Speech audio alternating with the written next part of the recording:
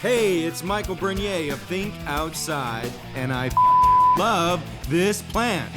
We are at Ricardo's Nursery in Long Beach, California, and today we are talking about Senecio Blue Chalk Sticks, and I love this plant. So the Senecio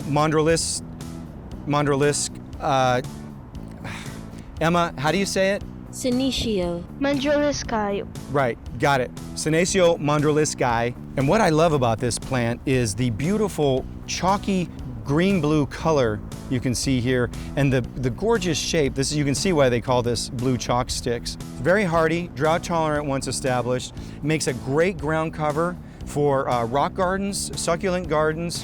That's what I love about the Senecio Mandriliskayi or blue chalk sticks. So thanks for tuning in, and remember, think outside, live outside, make your world a more beautiful place.